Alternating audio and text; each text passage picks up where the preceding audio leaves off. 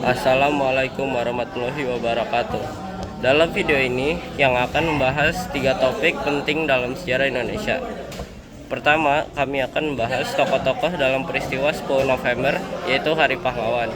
Kemudian, kami akan menjelaskan secara detail tentang Kongres Pemuda pertama sampai ketiga. Akhirnya, kami akan membahas kedatangan bangsa Eropa seperti Belanda, Portugis, dan Inggris ke Indonesia. Peristiwa 10 November, yaitu Hari Pahlawan. Salah satu tokoh utama dalam peristiwa 10 November adalah Bung Karno atau Soekarno. Soekarno lahir pada 6 Juni 1901. Adalah tokoh yang penting yang paling dikenal dalam perjuangan kemerdekaan Indonesia. Ia adalah seorang orator ulung yang memiliki karisma luar biasa. Soekarno menjadi presiden pertama Indonesia dan memainkan peran utama dalam mempersatukan rakyat Indonesia untuk kemerdekaan diri dari penjajahan Belanda. Tokoh kedua yang perlu dikenal adalah Bung Hatta atau Muhammad Hatta. Lahir pada 12 Agustus 1902, adalah seorang ekonom dan negarawan ulung. Ia adalah mitra Soekarno dalam merumuskan dasar-dasar negara Indonesia. Bersama Soekarno, Hatta menandatangani proklamasi kemerdekaan Indonesia pada 17 Agustus 1945.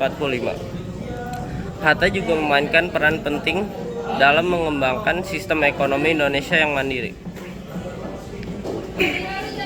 Dan tak lupa tokoh ketiga yang berperan penting dalam peristiwa ini adalah Jenderal Sudirman.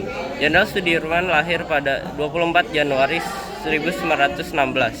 Adalah seorang panglima besar tentara nasional Indonesia yang memimpin perang gerilya melawan penjajahan Belanda. Jenderal Sudirman menjadi simbol perlawanan rakyat Indonesia yang gigih untuk mempertahankan kemerdekaan dengan taktik gerilya yang cerdik.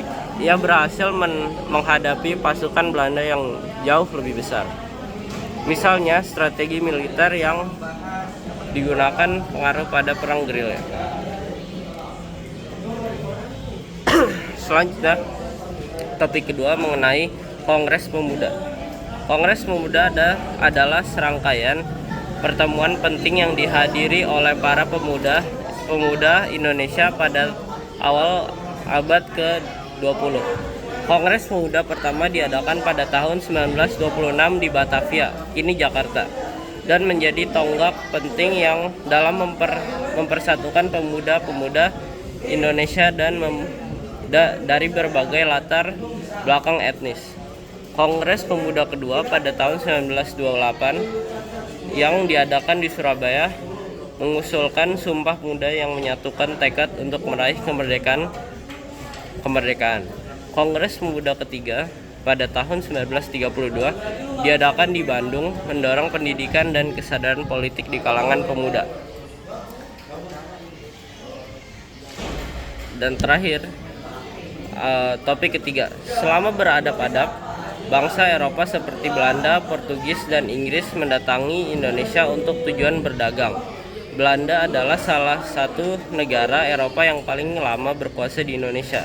Mereka mulai menguasai wilayah Indonesia pada abad ke-17 melalui perdagangan rempah-rempah. Selanjutnya ada Portugis.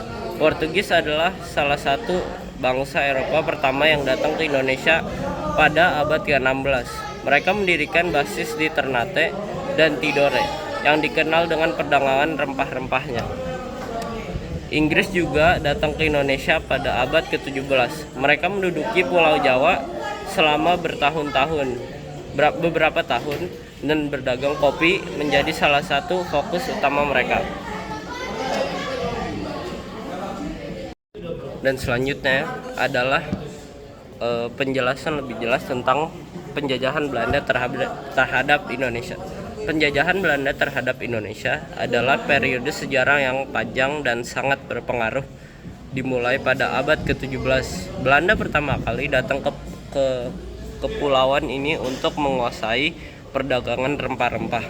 khususnya rempah, cengkih, dan pala. Namun, seiring berjalannya waktu, mereka meluaskan kekuasaan mereka hingga mencakup hampir seluruh wilayah Indonesia. Penjajahan Belanda di Indonesia berlangsung selama hampir 3 abad, dan selama periode ini, bangsa Indonesia mengalami penindasan politik, ekonomi, dan sosial yang serius.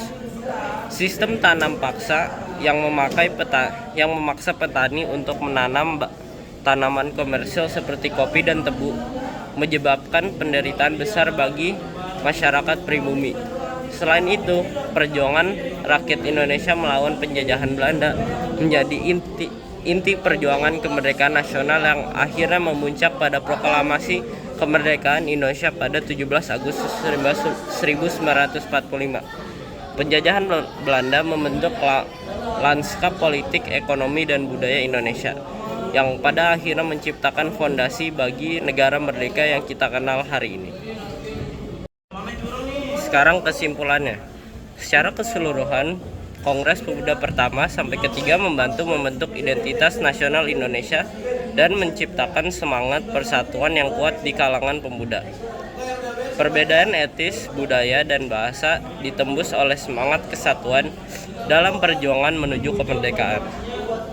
Sumpah Pemuda menjadi simbol tekad dan persatuan, sementara upaya pendidikan yang didorong oleh Kongres Pemuda ketiga membantu menciptakan generasi pemimpin yang lebih terdidik dan berwawasan luas. Semua ini memainkan peran kunci dalam perjalanan menuju kemerdekaan Indonesia pada tahun 1945.